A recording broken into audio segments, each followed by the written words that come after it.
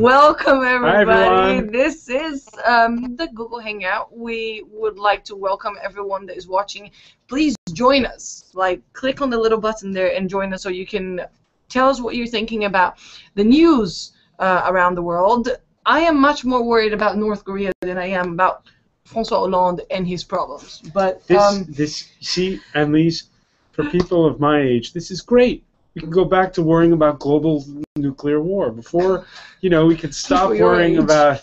Yeah, I never really worried about. This is what I worried about when I was a kid. Okay, and you know what? For the first time in my entire life, I worried about that last night. There you go. I had like nightmares about a nuclear war and like nuclear bombs exploding and stuff. So I'm feeling the Epicurean pleasure of knowing that everybody who's is going to share that thing with you. Under 35 is gonna now finally fear the nuclear bomb. Finally, yeah, we can. We'll bring out the duck and cover videos and everything. It's gonna be great. Speaking of age, did you see? I was like, who got that Batman reference? What's that? Who got your Batman reference besides me, who grew up in the '60s? Oh, ye of little faith. Hello, Matt. How are you? Good. How are you doing? Where are you today? In Bangkok. Oh, nice. Oh, it's very late. What time is it? It's 7 or 8 now. Yeah, the original time was 7, but now it's 8. Yeah. Okay, and are you guys worried about a nuclear war in Bangkok or not really? No, I don't think the Thais are very disturbed by that. What are the Thais disturbed about? Tell us a little bit about the headlines that you were like seeing around. How long have you been in Bangkok? Did you like? Just a couple days. Okay. Just a couple days, yeah. But no, everyone's worried to think about the New Year. The big Thai New Year starts in I think a week and a half or something like that. So they're thinking happy thoughts here. Hold on, this is great. That's so let me get this That's straight. Let me amazing. get this straight. How many years do we have in a year? This is great because there's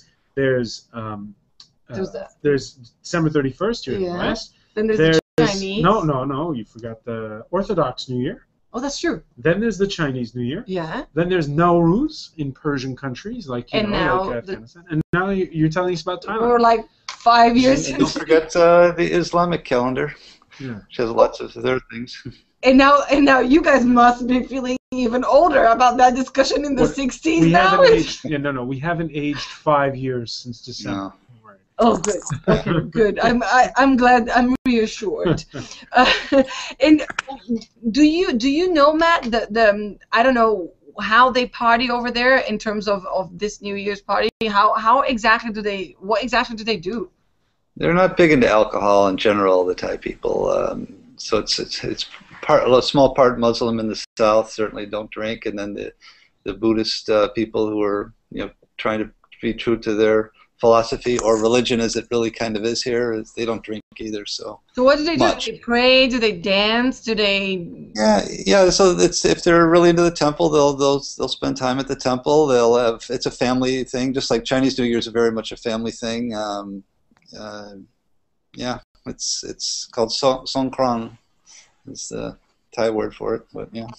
That is brilliant. I would love to be in Thailand for that, François, wouldn't you? No, definitely. For anything, really. It's 35 degrees today, so that part's nice. How many?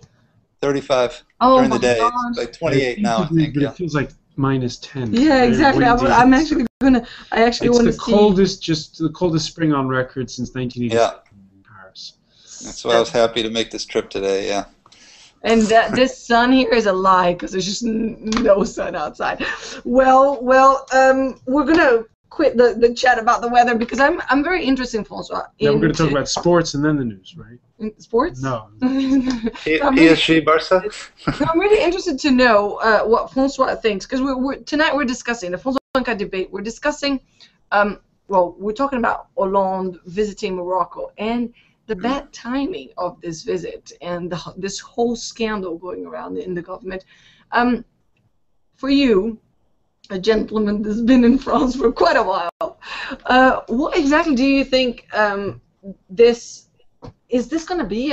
Is this considered a big scandal? Are we all like shocked? Because what really impressed me in this French story about Cahuzac, the junior budget minister, having a Swiss account and then a Singapore account, and sending a lot of money away so he wouldn't pay taxes on it. What really impressed me was how hurt the feelings of the politicians were. Everybody was nearly crying about it. It's very interesting that you mentioned that. What I sensed, we did a debate on it last night, and what was surprising about it was even people on the right, they were not gleeful or told you so or vindictive. There was this general feeling of just kind of the blues. Yeah. And the blues sort of stretched across the aisle, the knowledge that there is a big problem with politics in this country. Okay, something is broken. My question is this a problem of politics, or is this a problem of like how the French just deal with situations, crisis? And elitist groups in France. The elitist groups in France are beyond question. That's the problem, and that's what's been exposed. And you guys did the good report on the the website that Mediapart. Yeah, you did a nice report on them, outlining it, saying this was reported months ago, and the politics and the media, general media, TF1 and those kinds of things didn't report on this very much. So, well, stories like that take a while to build, and that's always been the case. But at the same time, there's a real problem in this country, this sort of feeling that something is broken when it comes to accountability. How do you vet people for these jobs? Why is there always a scandal whenever having to do directly or indirectly with how political parties are financed? There's an institutional problem in this country, and I just got the sense yesterday that everyone's kind of depressed about it. But yeah, exactly. The reaction was what impressed me the most, because the reaction of people they were not angry or get this guy away and let's just get on with our lives. They were all like, oh my God, how come? I don't know if everybody knew it, and then they're just kind of all pretending together to be so shocked that I actually believe. But what struck me was just that people were so hurt. I would like to welcome at this point a gentleman that hasn't been around in a long time, Mike Downs. Thank you so much for joining us. We missed you, Mike. Where have you been? I've been watching and doing other stuff, and then I realised always like 2 hours behind that I've just missed you, and so it's been carrying. But I have been posting you. Yes, that's true. That's true. I'm here just as a customer to see what the news is. That's right. That's right. Well, we're talking about there's a political tsunami that hit Paris about 48 hours ago. Well, it is because it is. The man the new government had put in charge of catching tax cheats, the budget minister, turns out he has bank accounts, secret bank accounts in Switzerland and Singapore, and so it's just a huge mess, and it's horribly bad timing for the French president, who, as you know, has got enough problems on his plate. But you know what's interesting? We stopped talking about what was going on in his relationship.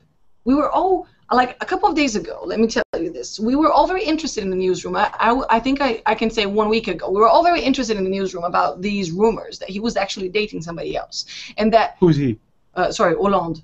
Hollande would be dating yet another person. We don't report rumors. Oh, no, but we were all... I'm not reporting this. I'm just having a chat here with Mike and Matt.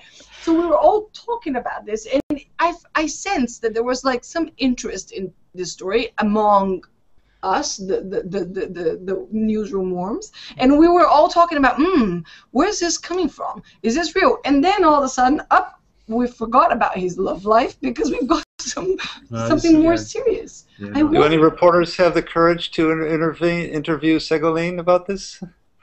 Oh, I have no idea what Ségolène has been doing these days. Oh, you should know. She's been she's being put in charge of this new public investment bank. Oh, really? Oh, yeah. Okay, so she's busy. She's busy. She's not far off in the wings. But anyway, the point is that's really stuff that's inside the. In America, you say inside the Beltway. In France, you say inside the Boulevard Périphérique. The private lives of our leaders. Here, in this instance, though, it's a good story to tell, even if you're not, Mike, someone who follows French politics, because you actually had, and I know that in Britain you're very good at exposing political scandals. Yeah. Here, you had this guy. We have the clip of the man standing on the floor of the National Assembly, denying it all. And Annelies, of course, came up with the strap yesterday. He lied! Exclamation point.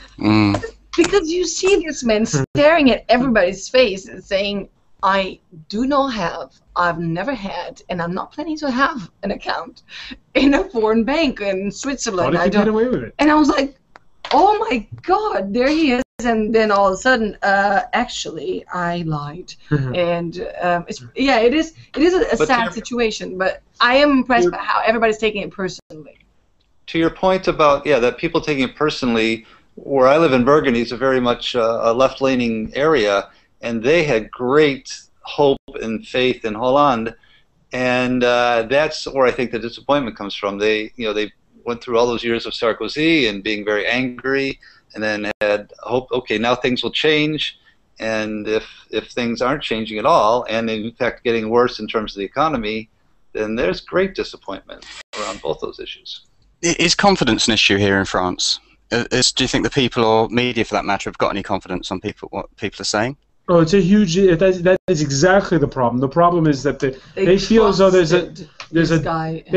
feel there's a big disconnect between all of the political establishment and the wider public at large, and they're just not speaking the same language anymore. I think there's a real worry that this is going to benefit populists, and most notably the far-right National Front. Absolutely. And what's also interesting in this whole story is that I feel that it's just a lot of French people, at least, are waking up to this news and thinking, oh my God, like Matt just said, I really trusted this man. I really thought that the socialists would do a completely different work with this country. And one, they realize Hollande doesn't have control over everything, and two, not even his entourage are they're not exactly committed to what his promises were. So it's just a big feeling of we've been betrayed. And there's another aspect to it which Mike, you might be interested in. During our discussion yesterday, we had a political scientist say there isn't more corruption than there was before. There's always been corruption in every country, and in France, no exception. Corruption in France is nothing new. Politicians who lie, that's universal. Internet. But yeah, he was saying the difference is that there is, he believes, more accountability. It was a news website that uncovered this story, Mediapart. And Mediapart, the reason they could uncover the story is because they could play. There was an audio of a telephone conversation. They could play this big, long affidavit document. The kind of where in a newspaper you're constrained by column inches. Here they were on a website. They were able to do all this stuff, and people didn't take these new news websites seriously, but now they're going to have to. And there is the sense that it's not the first big story that Mediapart comes out with, but this is one of the biggest in terms of political impact. And will they have credibility going forward? Will they have credibility going forward? Definitely. Absolutely. Their numbers of subscriptions have shot up in the past 2 years because they've done these kind of investigative reports. And they say they've got more to come. So I don't know I know in Britain, Mike, it's the same problem. Newspapers like The Guardian losing money hand over fist, and it's now a question of how you find the economic model. The fear always among journalists is that it's cheaper and cheaper to disseminate information and more expensive to get actual human beings to go out and do the niggly work of finding the news. Could the economic model, are we starting to find it in Britain as well, where there's a different way of reporting the news now? Well, I think that what I've been doing over the last 6 to 8 weeks is just looking at some really boring research of how media studies 2.0 is meeting web studies, or web 2.0, and all the very uninteresting stuff in the background. But that does uncover. Sounds like a lot of fun, Mike. It is a serious amount of fun, and there's two things I'm not doing today. One is talk about the UK, because I always bring it back to British news, I know, and the other thing which I know. No, it's good. With Francois was going to pull me into to some kind of tech stuff in a minute, and I'm here to talk about French news. And one of the things I've learned through my study is to, if I listen to other people, then I can understand their view or how they see the world. And so that's why I thought I'd listen to you two. But no, I mean, the UK's had huge issues, hasn't it? And I think I do feel a slight sympathy for TV stations because they can't go many places because they are at TV. But those ones who are print or on web can introduce audio, TV, videos. They can do quite a lot. But yeah, don't talk to me about the economic model because I look at the pure education information model really. That's interesting. So it's so you're getting the sense that over in the UK, television is starting to lag behind when it comes to doing. Well, I think not lag behind. They can't go anywhere else because their medium is TV, and so therefore they can't say, "Oh, I'm going to put text on the screen for an hour and you can read it." Yeah, the media. It's despite the fact that it's like widespread. We still need image and sound, and if you put a text up, it's going to be like. But if you look at the Guardian, they started off with like little audio casts. They've now started on videos, and now they've got people at their desks just giving what's going on with the budget and things, and they are shifting the other way. And so their spectrum is quite large. I mean, okay, that we've had a couple of downsides with certain apps that have come out. But that's where the website of the television channel comes on. Yeah, but they're not very good, are they? Well, they're not very good because they're designed not to be very good to get traffic to their TV. Because if they were really good, then they'd stop being a TV thing. But again, that's talk about some French news. That's music. What you're saying, Mike, is music to Eric Olander's ears. And he just joined us. Hello and welcome, Eric Olander. How are you doing? Wonderful. Eric, I know Ho Chi Minh City is not too far from Bangkok, so if you want to go say hi to Matt, he can show you around, show you the sites. It's New Year's Eve there. Matt's in Bangkok. It's going to be very soon. Not yet, but you guys may be able to organize a party together or something. Eric, my question to you, first of all, is: are you following anything that's happening in France at the moment? Do you actually? You have your big. Did you see my comment on the France 20 on the debate page? Did you see it? We read it on air. Oh yeah, I love that comment. Okay.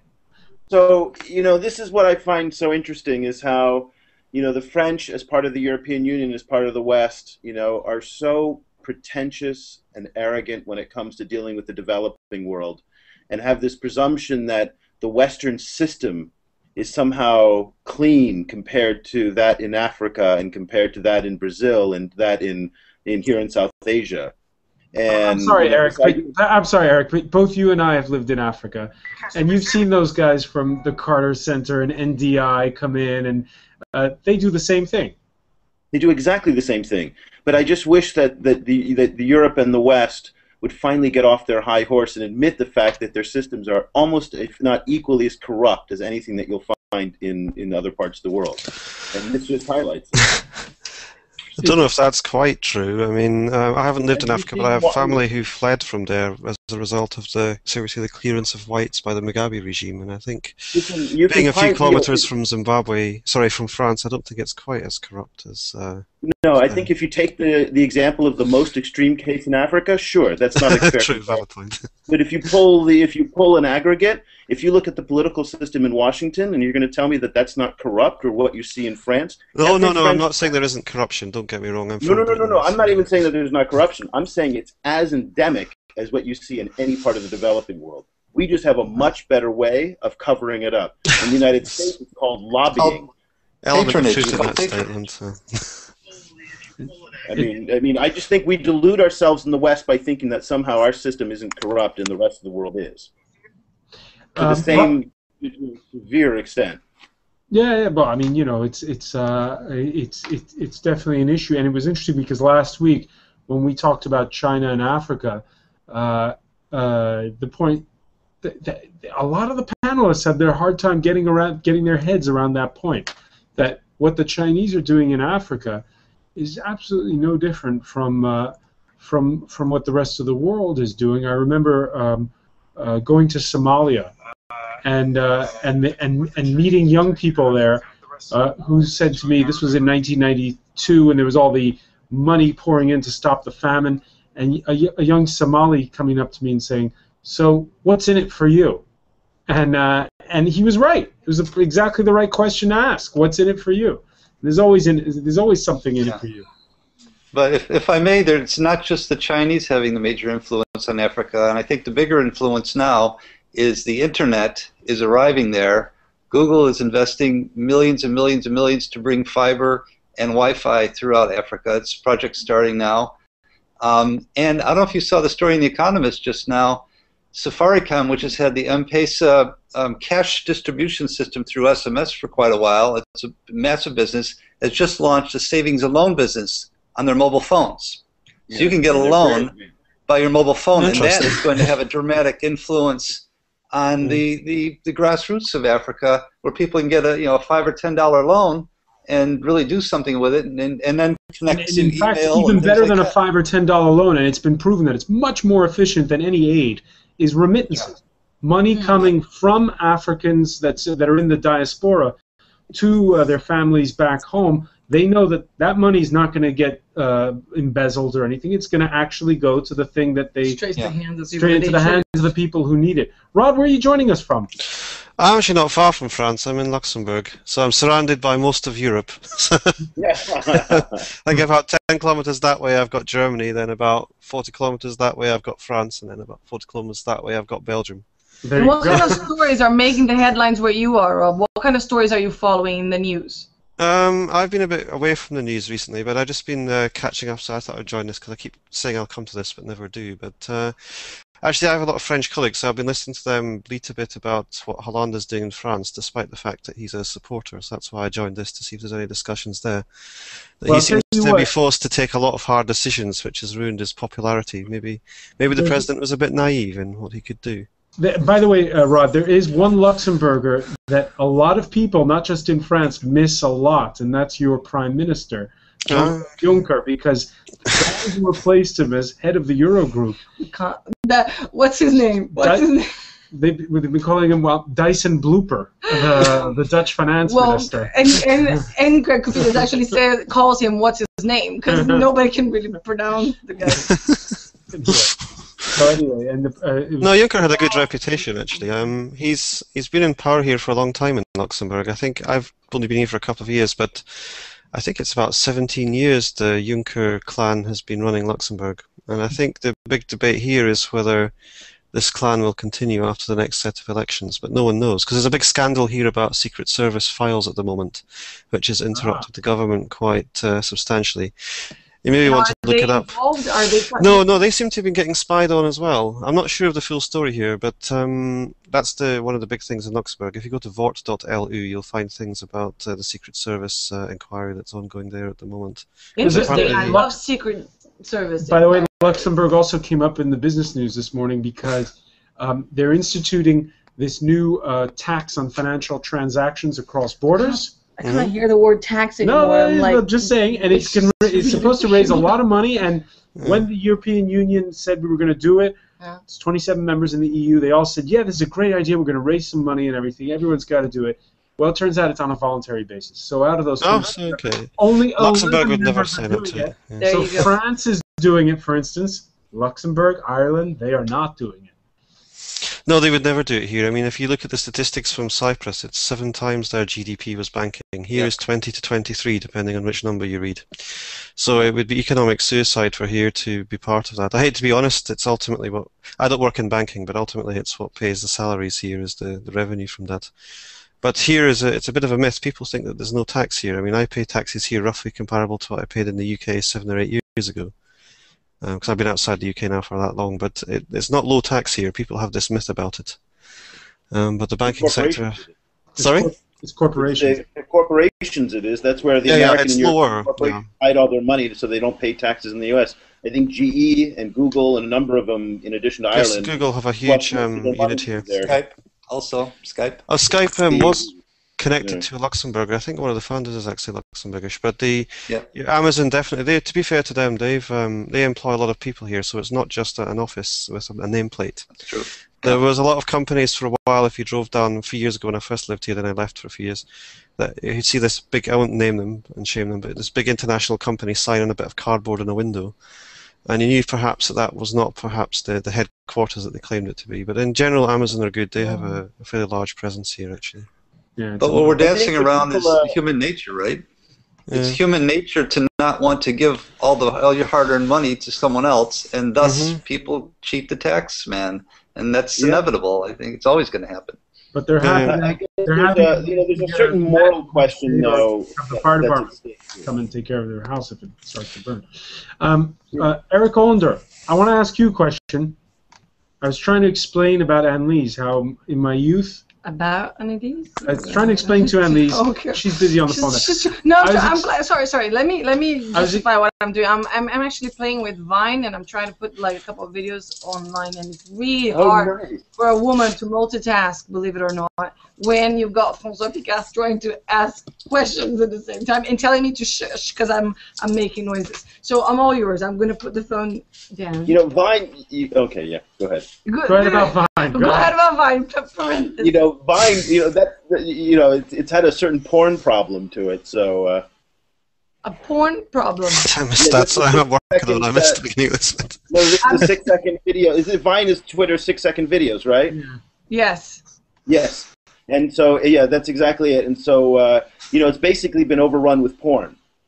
And Twitter's had a very... that's not what I'm posting, I assure you guys. That's not what I'm saying. No. And so this is hysterical because basically it's like chat roulette. Basically, the only people using it are people showing their junk.